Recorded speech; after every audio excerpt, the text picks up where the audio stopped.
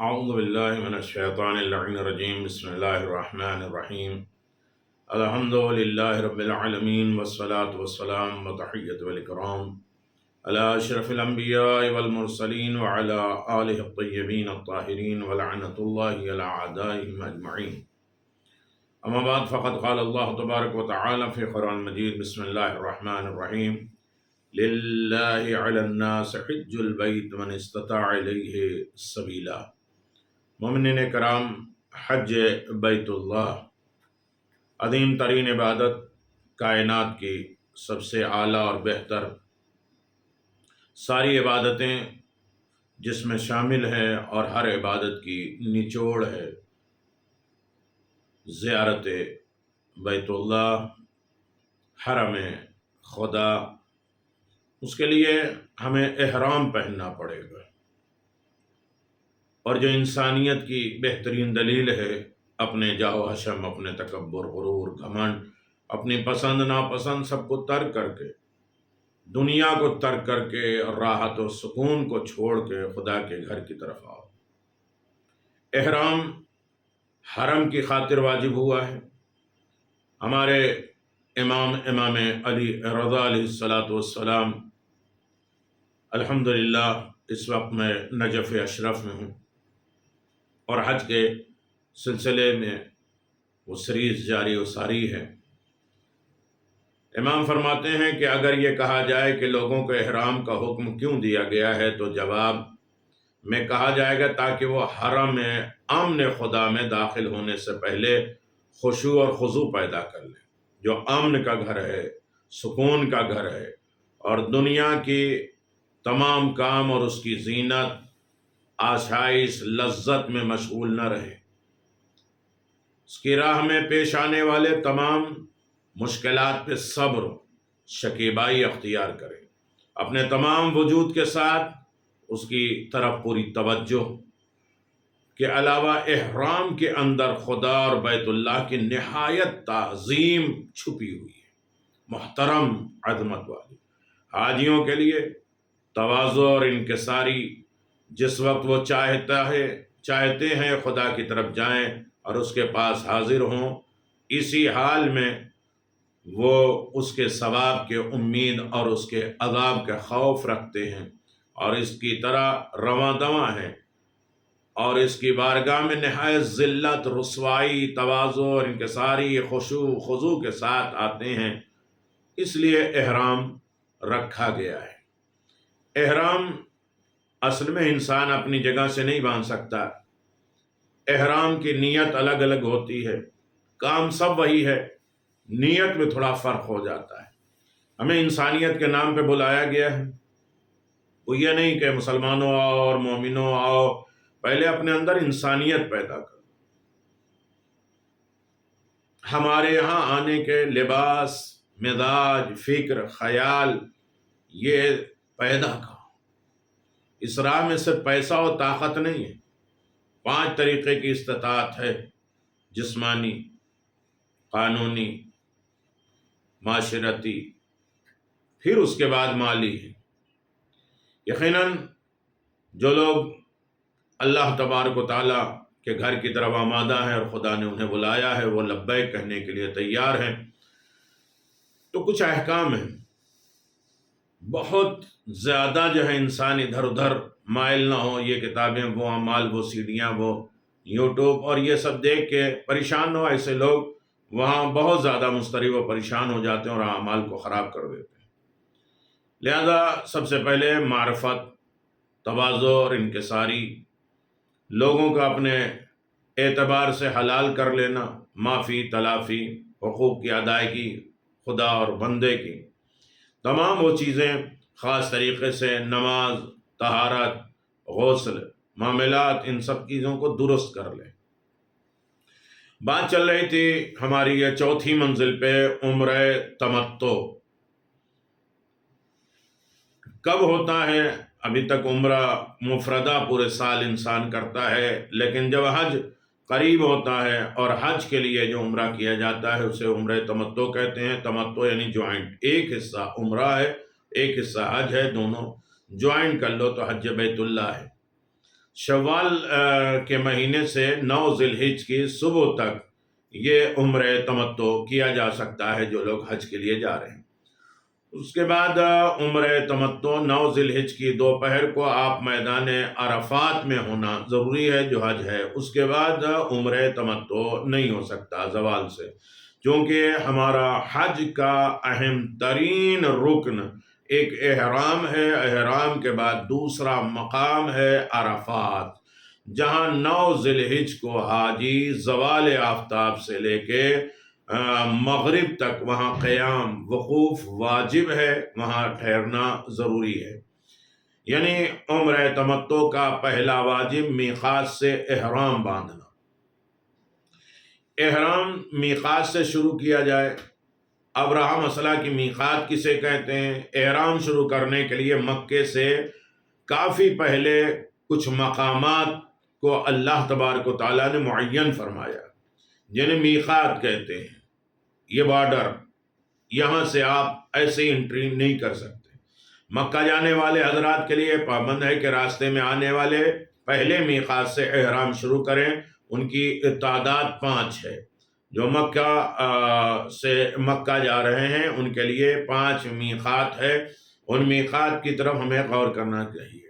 جیسے کہ آپ کے خدمت میں بیان کیا جا چکا ہے کہ عام طور سے مومنین جدہ ایئرپورٹ یا مدینہ منورہ سے مکہ روانہ ہوتے ہیں۔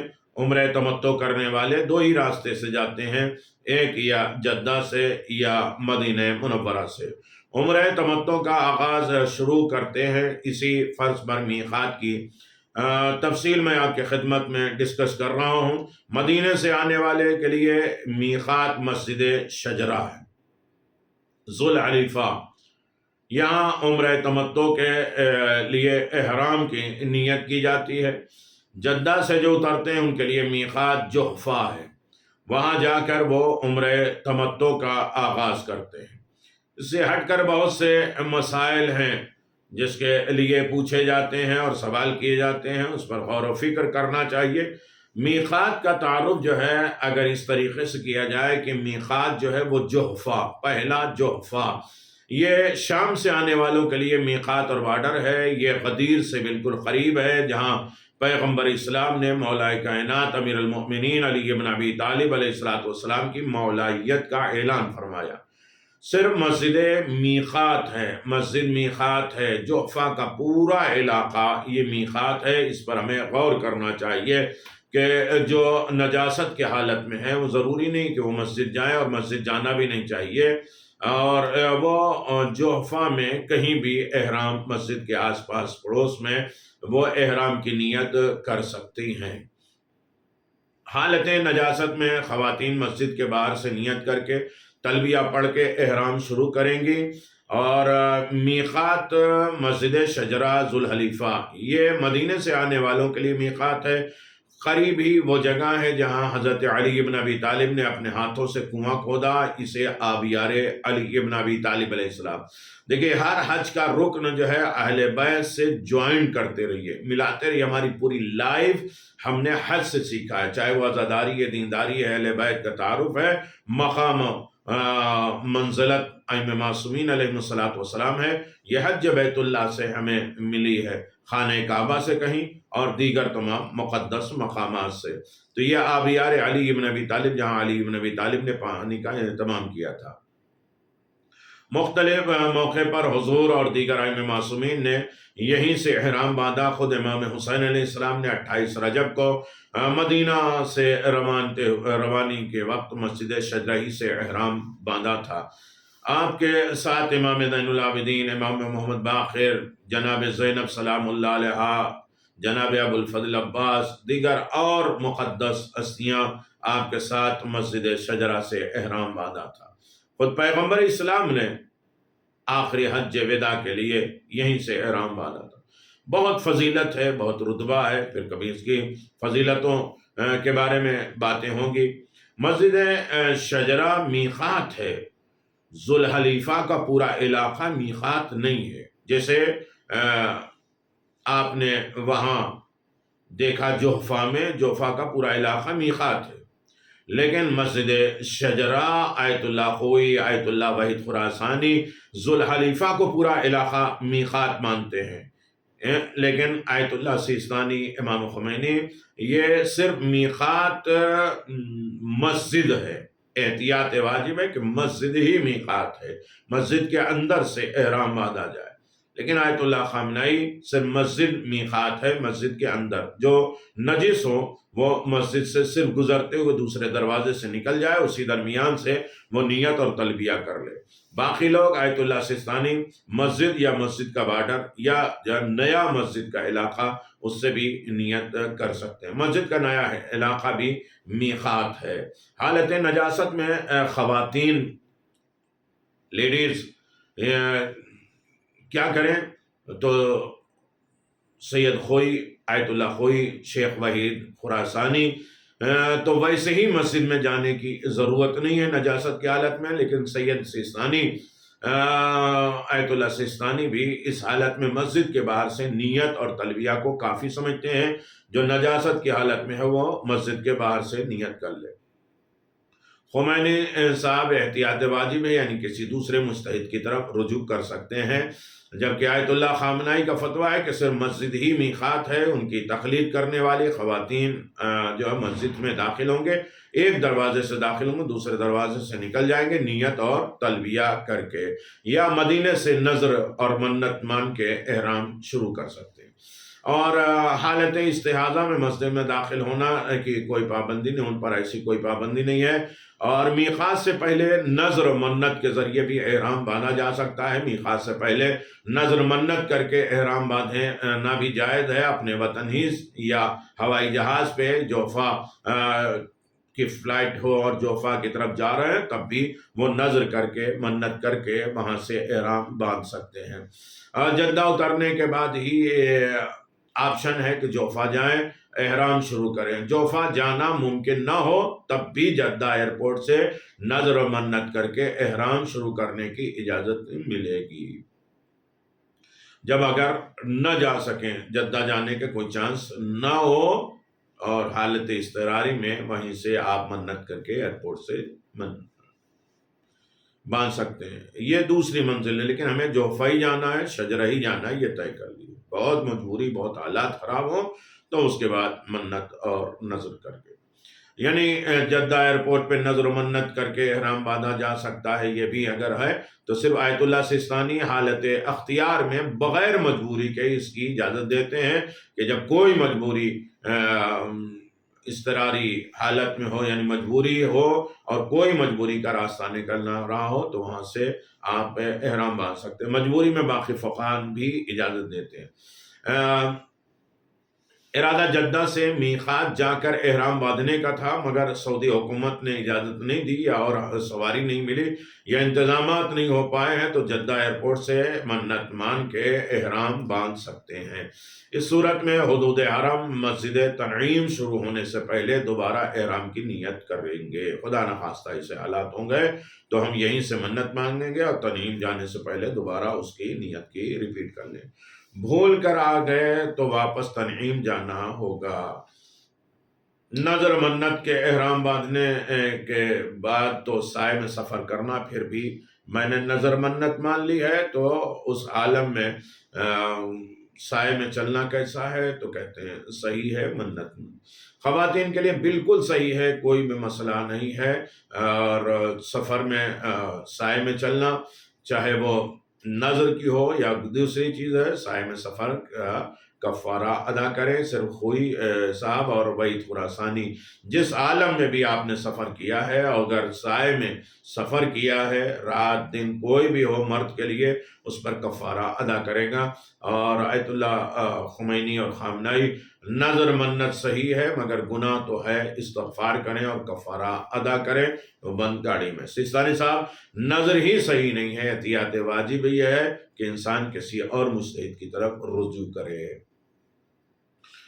اگر مسئلہ یہ ہے کہ شادی شدہ عورت ہے، اپنے شوہر سے اجازت کے بغیر نظر منت کر سکتی ہے، شوہر کی اجازت کی ضروری خوئی صاحب کہتے ہیں ضروری ہے، اور خمینی صاحب خوئی اور سیستانی صاحب کہتے ہیں اگر شوہر کا کوئی حق ضائع نہیں ہو رہا ہو تو اجازت کی ضرورت نہیں ہے، اور خامنائی صاحب کہتے ہیں اگر شوہر وہاں موجود ہے تو اجازت ضروری ہے ورنہ احتیاط واجب ہے۔ بہت سے مسائل ہیں۔ نظر کرنے کا طریقہ کیا؟ اگر کوئی سوال کرے تو یہ الفاظ زبان سے کہنا ضروری ہے کہ اللہ کے لیے مجھ پر ہے کہ میں اپنے حج الاسلام کے عمرہ تمتع کا احرام جوفہ سے باندھوں گا، یعنی جوفہ سے یا اور کہیں ایئرپورٹ سے یا بامبے ایئرپورٹ سے ہم جو ہے وہ اللہ کے لیے مجھ پر ہو گیا کہ میں حج الاسلام کا عمرہ تمتع کا احرام جو ہے مثلا یہاں سے باندھوں گا، اور اس مقام کا نام لیں جہاں سے احرام باندھنا ہے، اس مقام سے نیت کر کے فوراً تلبیہ کے احرام شروع کر دیں، احکام شروع کر دیں اور احرام شروع ہو جائے گا۔ واجب احرام کیا ہے کہ ایک لباس ہے مرد کے لیے، اوپر کی چادر، نیچے کی چادر ہے جو ایک اوڑھیں گے اور ایک لنگی بنائیں گے۔ بیلٹ جو ہے پہننے میں نہیں آتا ہے، بیلٹ میں کچھ پیسہ، قینچی یا ضروری کوئی سامان رکھنے کے لیے اسے پہنا جاتا ہے، ورنہ وہ احرام میں شامل نہیں ہے۔ احرام روکنے کی بھی نیت سے اسے نہیں پہننا چاہیے۔ نیت دیکھیں 3 چیز واجب ہے، ایک کپڑا، عورت کے لیے جو بھی کپڑا پہنے وہ اس کا احرام ہے، لباس احرام، نیت، تلبیہ، یہ 3 چیزیں واجب ہے۔ لباس احرام کے لیے اگر مسئلہ دیکھیں تو ضروری ہے کہ تمام لباس اتار دیں، اپنے تمام کثافت، گندگی، پرانے تکبر، غرور، گھمنڈ، مکر، فریب، ان سب چیزوں کے لباس اتار دیں اور انسان اطاعت الہی کا لباس پہن لے۔ 2 چادروں کا احرام ہوتا ہے، 2 ہی سے زیادہ چادر بھی پہنی جا سکتی، اوپر سے چادر سردی لگے تو اور اوڑھ سکتے ہیں لیکن وہ سلی ہوئی نہ ہو۔ اندرونی لباس مثلا بنیان پہننے یا انڈرویئر یا اور کوئی چیز جو ہے وہ اندر پہن نہیں سکتے، جتنے بھی سلے ہوئے لباس آپ نے پہنا ہے اس کے اوپر کفارہ واجب ہو جائے گا۔ دوسری چادر کو کاندھے پر لے کر اوپر کے بدن کو ڈھانپا جا سکتا ہے، چھپایا جا سکتا ہے، اور پیسے وغیرہ رکھنے کے لیے سلے ہوئے بیلٹ یا بیگ جو ہے وہ گلے میں جو لٹکایا جا سکتا ہے، کتاب کے لیے، پیسے کے لیے، اس کے کوئی حرج نہیں ہے۔ عورتوں کے لیے 2 چادروں کا احرام پہننا ضروری نہیں ہے، اپنے عام سلے ہوئے لباس ہی عورتوں کے لیے احرام قرار دیا ہے۔ بس اپنے حجاب کا خیال کریں، چہرہ نہ چھپے۔ مرد اور خواتین دونوں توجہ کریں کہ لباس احرام کے لیے ضروری ہے کہ پاک ہو، طیب ہو، اپنا ہو، خمس نکلا ہوا ہو، غصبی نہ ہو، چوری کا نہ ہو، نجس نہ ہو۔ اگر نجس ہو جائے تو ممکن ہونے کی صورت میں فوراً اسے پاک کر دیں، اور اسی بات کا خیال جسم کے نجس ہونے پر بھی ہے کہ جسم بھی اگر نجس ہو جائے تو اسے فوراً پاک کر لیں۔ غصبی نہ ہو لباس، کسی کا چھینا ہوا نہ ہو، اس کا کسی کا حقوق نہ ہو، اور کسی کی اجازت کے بغیر نہ ہو۔ جس رقم سے، جس پیسے سے احرام لباس خریدا ہے اس پر خمس تو واجب نہیں تھا، یہ بھی چیک کر لینا چاہیے۔ اتنا نازک نہ ہو کہ بدن میں اس سے جو ہے وہ چپک جائے۔ بہت ہلکا کاٹن کو کوئی پہنتا ہے، ہلکا سا پانی جو ہے وہ کپڑے پہ لگ جائے تو بدن پورا دکھائی دیتا ہے، یہ بھی ہمیں احتیاط رکھنا چاہیے۔ اٹھتے بیٹھتے خیال رکھنا چاہیے شرمگاہوں کا، خاص طریقے سے اتنا باریک کاٹن نہ ہو کہ ہلکا پسینے کی وجہ سے وہ بدن پہ چپک جائے اور بدن ظاہر ہونے لگے۔ گرمی ہے اور گرمی کا احتیاط کرنا ہمیں ضروری ہے، اسی طرح بدن کا بھی بچانا ہمارے لیے ضروری ہے۔ دیکھیے خالص ریشم کا بھی نہ ہو لباس۔ لباس احرام کے لیے کچھ مستحب ہے، وہ سفید ہو، وائٹ ہو، اور میلہ ہونے کے باوجود جس احرام میں عمرہ شروع کیا ہے اسی میں عبادت کو مکمل کرنا بھی مستحب ہے۔ اور اگر چلتے پھرتے، اٹھتے بیٹھتے، چلنے پھرنے میں اتنا گندا ہو جائے لیکن اس میں اسی کا لطف و مزہ اور اس کا ثواب زیادہ ہے، لیکن اس کو بدل آپ سکتے ہیں اگر چاہیں، ورنہ اسی گندے میں ساری عبادتیں کر سکتے ہیں بشرطے کہ وہ نجس نہ ہو۔ احرام سے پہلے مستحب یہ ہے کہ اپنے بغل کے زیر ناف بالوں کو بالکل صاف کر لے، ناخن کاٹ لے، مرد مونچھوں کو کم کر لیں، اور خاص طریقے سے پہلی ذی قعدہ سے سر اور داڑھی کے بال بڑھانا بھی مستحب ہے، یعنی اسے نہ کٹوائے، یہ واجب نہیں ہے۔ اکثر لوگوں کا سوال آتا ہے کہ ذی قعدہ کا مہینہ جیسے شروع ہو جائے ہم اپنے بال اور داڑھی کو چھوڑ دیں اور اسے نہ کٹوائیں، یہ مستحب ہے، ثواب ہے۔ داڑھی منڈوانا ویسے بھی حرام ہے، احتیاط واجب خیال رہے کہ ہم حج پر ہیں، اگر کفارہ کے لیے جو ہم داڑھی نہیں مناتے ہیں تو کم از کم خوف خدا سے ہم یہ سوچیں کہ اگر ایک بکرے کا ڈر ہوتا ہے تو کہیں خدا کا ڈر ہمارے دل میں پیدا ہوا یا نہیں ہے، ہمیں داڑھی نہیں منڈوانا چاہیے، بے پردہ نہیں ہونا چاہیے۔ اور بھی چند مستحب ہیں۔ احرام پہننے سے پہلے غسل کرنا، یہ بہت عظیم طریقہ نہیں، اس غسل کی بہت فضیلت ہے، کم از کم 12 چیزیں ہیں، میں نے بیان کیا تھا کہ اس میں کیا کیا ہے، نور ہے، حرز ہے، امن ہے، شفا ہے، راحت ہے، یہ سب چیزیں اسی غسل ہے۔ ہم جو ہے صرف پانی سے نہیں، پانی سے تو غسل کریں گے لیکن صرف پانی سے نہیں، توبہ کی، استغفار کے پانی سے اپنے آپ کو بالکل پاک اور صاف انشاءاللہ ہم لوگ کر لیں گے۔ مسجد شجرہ اور مسجد جوفا میں غسل کرنے کے اہتمامات ہیں، انتظامات ہیں، وہاں سے غسل کریں، بہتر ہے۔ اپنے وطن یا مدینے کے ہوٹل سے بھی غسل کر سکتے ہیں، اس سے روانہ ہو سکتے ہیں۔ کسی واجب نماز کے بعد نیت کر کے تلبیہ پڑھ لیں، غسل کر لے، احرام لپیٹ لیں، اور اس کے بعد نیت کر لے کہ عمر تمتع کا احرام پہنتا ہوں، حج الاسلام کے لیے واجب قربتاً اللہ، یا حجت الاسلام کے لیے واجب قربتاً اللہ، فوراً جو ہے وہ تلبیہ کہیں گے۔ یہ اس سے پہلے آپ نماز پڑھ لیں، کوئی واجب نماز ہے تو بہتر ہے، واجب وقت نہیں ہے تو 2 رکعت نماز پڑھیں یا 6 رکعت نماز پڑھیں، اور اس کے بعد احرام کی نیت کر لیں، اور اس کے بعد فوراً تلبیہ۔ تو واجب وقت نہیں ہے تو کوئی قضا نماز پڑھ لے تو بھی ادا ہے، اور قضا نماز نہ ہو تو فجر کی طرح 2 رکعت یا 6 رکعت نماز پڑھ لیں، اور الحمد قل یا ایھا الکافرون یا کوئی بھی سورہ آپ پڑھ سکتے ہیں۔ یہ نماز احرام کہلاتی ہے۔ نیت میں نماز احرام پڑھتا ہوں قربتاً اللہ، صرف 2 رکعت پڑھ لیں تو کافی ہے۔ نیت کیا ہے کہ میں اپنے حج الاسلام کے عمر تمتع کا احرام پہنتا ہوں یا پہنتی ہوں قربتاً اللہ، یا عمر تمتع کا احرام پہنتا ہوں کس کے لیے؟ حج الاسلام کے لیے، قربتاً اللہ، فوراً تلبیہ کہے۔ قربتاً اللہ کہنے کے بعد یعنی انسان اس میں ریاکاری نہ ہو، دکھاوا نہ ہو، فریب و دھوکہ نہ ہو، قربتاً اللہ یعنی خالص خلوص نیت کے ساتھ پروردگار کی ہم عبادت کر رہے ہیں، اور اللہ اس عبادت کو قبول و مقبول فرمائے۔ یقیناً جس کے نتیجے میں انسان پروردگار سے قریب ہوتا ہے، اس میں کتنا خلوص ہو، کتنی جامعیت ہو، رزق پاک ہو، حلال ہو، طیب ہو، اور غصبی نہ ہو، اور ہر ایک سے معافی تلافی، ہر ایک کے حق ادا کر کے ہوئے انسان خدا کی بارگاہ میں جائے۔ پھر اس کے بعد احرام کی نیت کر لیا آپ نے۔ نمبر 3 جو ہے وہ تلبیہ ہے، اور تلبیہ آپ نے احرام پہنا، نیت کی، اور فوراً تلبیہ، 3 چیزیں ملا کے ایک احرام ہوتا ہے جس میں 24 چیزیں حرام ہو جاتی، ورنہ اگر نیت نہیں کریں تو یہ کپڑا ہے، احرام نہیں ہے۔ لبیک اللہم لبیک، لبیک لا شریک لک لبیک، ان الحمد والنعمت لک والملک لا شریک لک لبیک۔